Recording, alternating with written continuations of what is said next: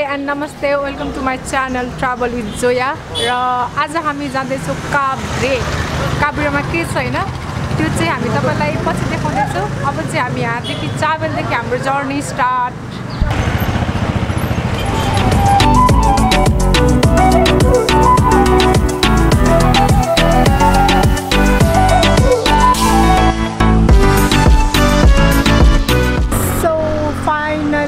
हामी अहिले चाहिँ बनेपा आइपुगेको छ है। हामी बनेपाबाट अब धुलीखेल हुँदै जानेछौँ। बनेपा बजार।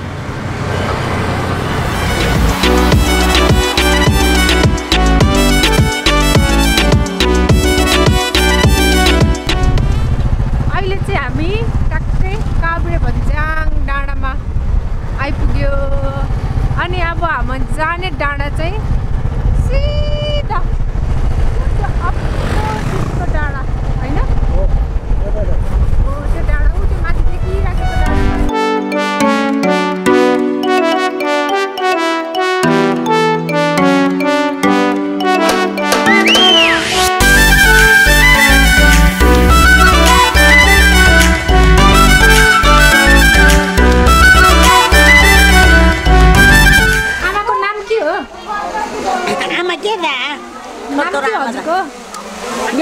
हजुर कृष्णमाया के त अनि तामाङ कृष्णमाया तामाङ।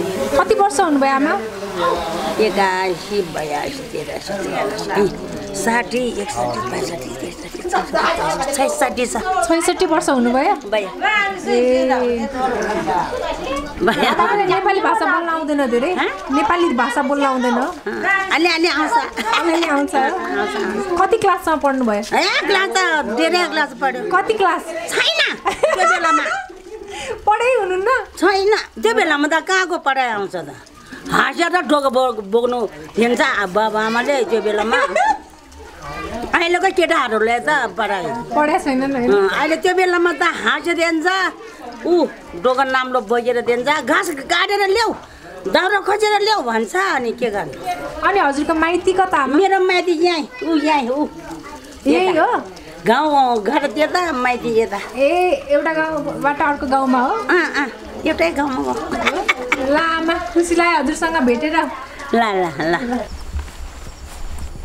सो फाइनल्ली हामी चाहिँ अहिले गहते, काभ्रेको गहते भन्ने ठाउँमा आइपुग्यो। र यो चाहिँ हाम्रो अशोक भाइको घर। अनि अशोक भाइ चाहिँ त्यहाँबाट हामीलाई हेर्दै हुनुहुन्छ होइन? हेलो भाइ। अनि यता हाम्रो आमा। नमस्ते आमा। नमस्ते। उहाँ चाहिँ हाम्रो अशोक भाइको आमा हुनुहुन्छ। र हामी चाहिँ फाइनल्ली आइपुग्यो आज।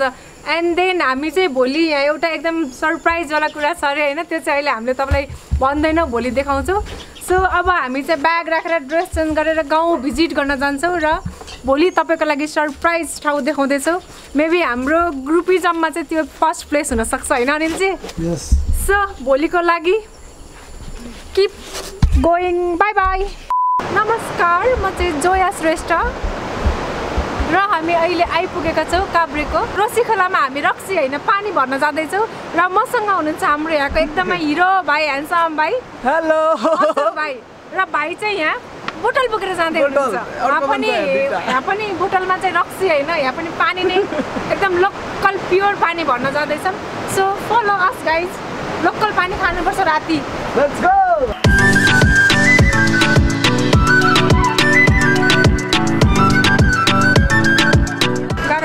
बाटो साह्रै अप्ठ्यारो। स्टोरी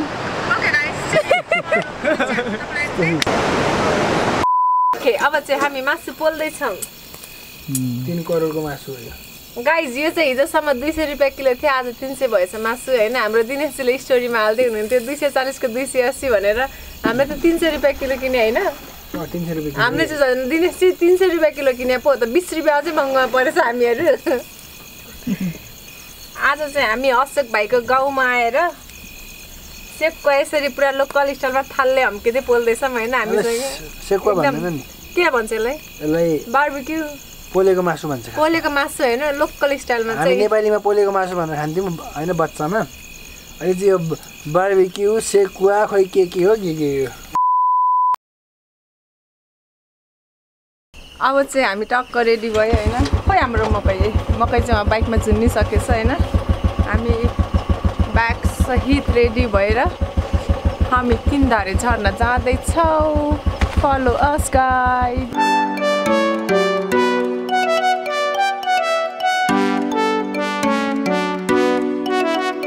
तीनधारे झरना चाहिँ त्यो अगाडिको दुईटा चाहिँ धारा देखिरहेछ अहिले हैन अब अर्को साइडमा चाहिँ अर्को लाग्छ तीनटा धारा देखिन्छ अब धेरै टाढा छैन यो डाँडापछि हामी चाहिँ काफल डाँडा भन्ने ठाउँसम्म चाहिँ बाइक आउँदो रहेछ एन्ड देन त्यहाँदेखि त नर्मली नै हिँड्नै पर्दो रहेछ होइन हामीले काफल डाँडा भन्दा तल हाफ एन आवर लाग्यो अनि चाहिँ कति लाग्यो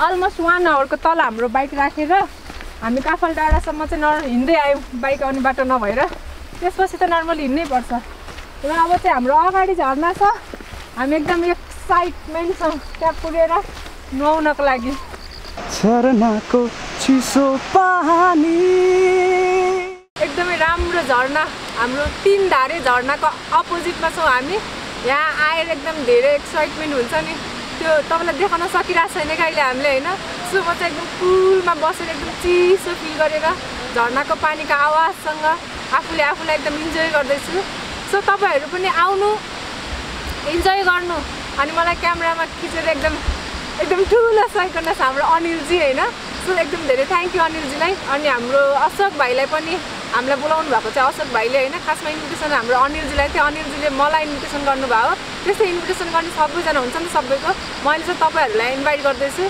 तीनधारे झरना आउनु होला एन्ड नेपालको अहिले एकदम भाइरल झरना काभ्रेको सो आएर एक्सप्लोर गर्नु रमाइलो गर्नु इन्जोय गर्नु है अब चाहिँ हामी तल झरनामा जान्छौँ एन्ड देन त्यहाँ गएर हामी मिल्यो भने नुहाउँछौँ होइन झरनाको चिसो पानीले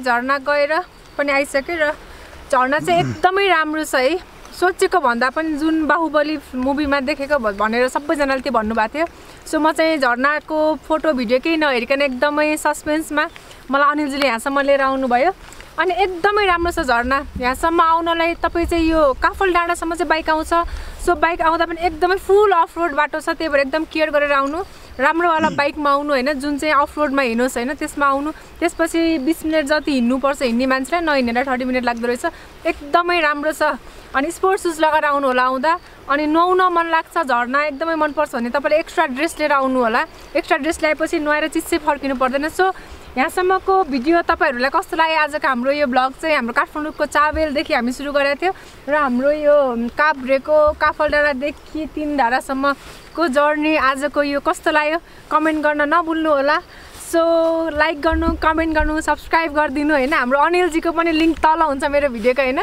उहाँको पनि टोटल्ली सबै गरिदिनु है okay bye bye guys see you in next video